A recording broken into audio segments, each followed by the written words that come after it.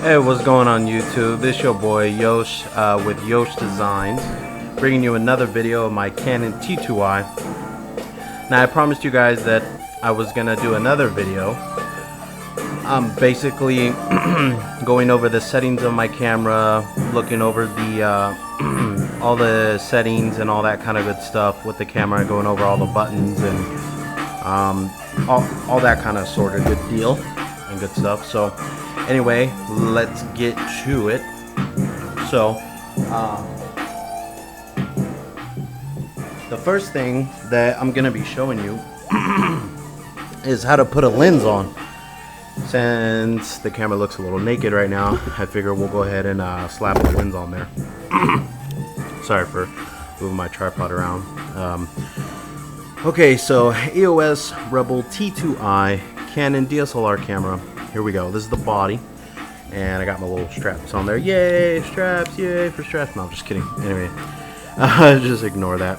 So I got my battery grip on there. Like I said, like I showed you before in my previous video, I got the mic battery grip. So, alrighty. First thing we want to do here is go to the front of the camera. Now this right here is the cap that they give you. I'm going to be using my telephoto lens just for the heck of it. So we're going to go ahead and take this cap off. Okay, so there you go. You can see the mirror inside the shutter. This button right here is where what you would hold if you want to release the lens itself once it's attached to the body. But we're not taking the lens off. We're actually just putting the lens on. So right here you see this white marker. You just want to go ahead and line that up with the white marker right here on the body itself, and line it up like so. And then you're simply just gonna twist, and look at that. Yay, we just put on the lens. Uber fantastic. Okay, cool. So we got the lens on. Lens is good to go. All right, now like I said, if you want to take the lens off, what you're gonna do is you're gonna press this button, spin the opposite direction, and she's off. She's off and running. Cool. All right, put the lens back on. There we go. Awesome. Okay, now what we're gonna do is go over some of the buttons here. Okay, so let's look at the top first. Let's just go ahead and get that out the way. Okay, we got a hot shoot here. We got the flash here. Your flash button's right here on the side. You just go ahead and press that, and your flash will pop up. Cool. All right. So right here, you connect any kind of speed lights or anything like that. Boom, 430EX. I got a speed light. Check it out. You want to put a speed light on right here. We're gonna go on top of the camera, right on the hot shoot. It's pretty self-explanatory.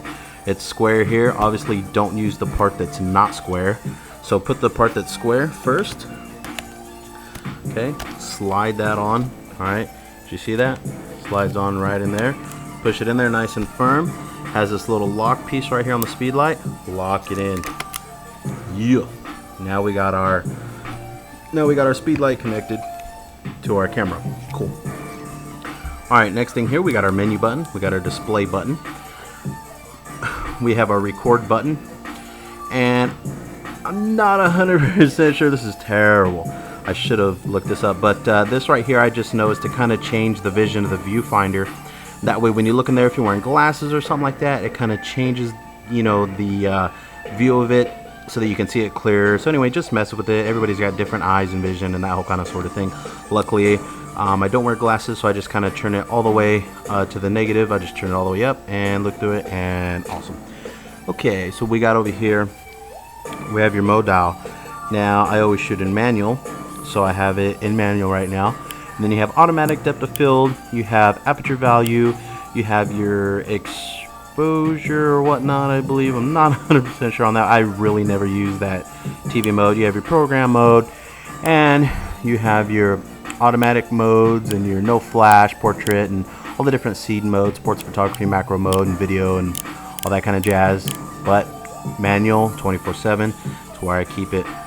You have your ISO button. You click it there and you're able to switch your different ISO settings. You have your shutter wheel, so you can switch between your shutter speed, your ISO, and different settings such as that. You have your shutter button here, so you can snap, snap, snap, take some photos.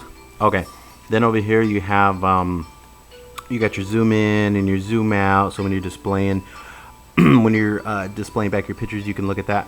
And then also you have your AF point, so if you hold this down and you move the shutter wheel, be able to cycle through your different AF points, so which is your automatic focus points.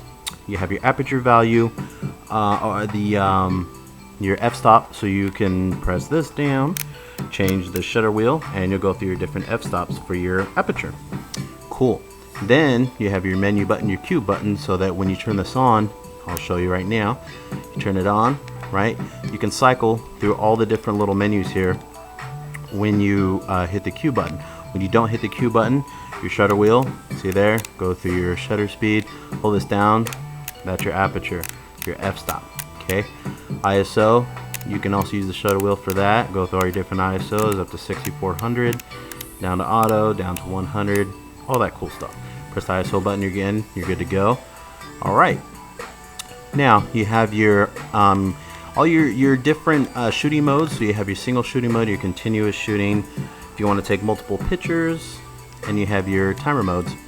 And in the self timer continuous mode, you can actually change this, and you can tell the camera if you want it to take up to 8 pictures, you know,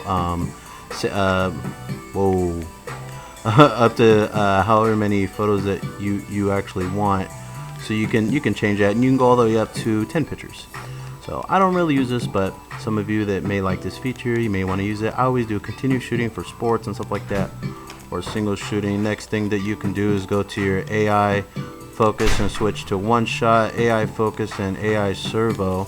So you can switch between those. Your one shot is basically just shooting one picture at a time. AI focus, you're going to be holding the shutter button down, and your camera's going to be kind of following your subject. And then your AI servo is going to be you moving and your subject moving. So if you're doing a lot of sports stuff, that's kind of where you want to have it.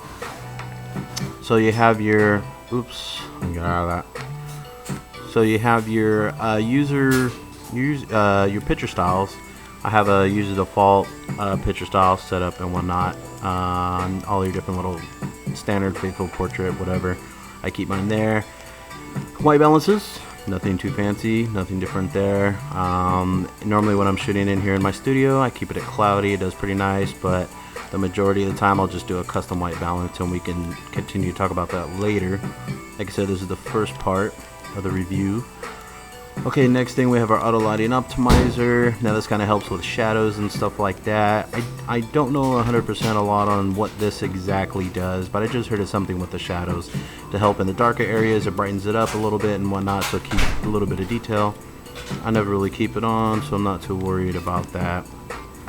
You have all your different qualities and settings for your image sizes. I always use 18 megapixels, but you can go 4.5 megapixels, 8 megapixels, 18, all the way up to 18. You have your RAW and your RAW plus JPEG. So if you want to shoot RAW, you can use your RAW and your JPEG settings, so it'll shoot one of each. All that good stuff. Yeah, your metering modes. So I just use evaluated metering pretty much all the time. Your center weighted, spot metering, and your partial metering. So I would just keep it evaluated. Works good for me.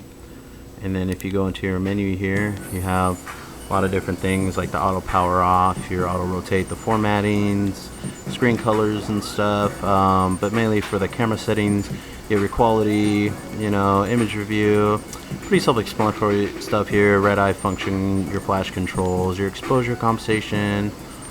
Here's where you can do your customizing white balance. You just take a photo, and whatever that white balance is, you just kind of set it to that. You have your color space. I always shoot on Adobe RGB, your ISO, you know, slideshow, simple stuff, your histogram. Format your card, different colors for your screen here that you can choose through. I keep mine on the blue and black. Looks nice. Your LCD brightness, you could change that. I keep it at about 5 or 6 depending on, you know, if I kind of want to help my battery life save or whatnot. Your video system, you could choose PAL or NTSC. Your live view function settings, don't really mess with that too much. And then your my menu settings, you can go in there and do some pretty cool stuff. So anyway, that's pretty much a look there. Now for the so on here on the side you have your SD card. SD, you could use SD cards, I believe SDC or SDHXC. Oh my gosh, all those crazy different cards. But yeah, I have a 10 class 8 gig Pony card in there. Works really good. On the side here you have your mic input, your if you want to use a little remote for your you can use that too. And you have a AV out, so you can hook it up to the TV and the computer for your USB. And then you have an HDMI mini output there, so you can hook it up to the TV and all that good stuff. You have a I forgot this little button over here on the side. See right here, this is your depth of field preview button. So when you're taking a photo, you're looking in your live view, press that and you'll be able to preview what the depth of field is going to look like. I'm trying to think if I'm missing any major stuff here. On this battery grip, you got a nice little shutter wheel here, and your shutter button. It's kind of nice, so when you're holding it sideways, you know, you don't have to try and hold it over here. You can just press the button there. Yeah, so that's a quick little review and some settings and stuff and whatnot of my Canon T2I Rebel camera. Anyway, this is Yosh with Yosh Designs, and comment, rate, and subscribe. I will see you guys soon. Take care. Love ya. Bye.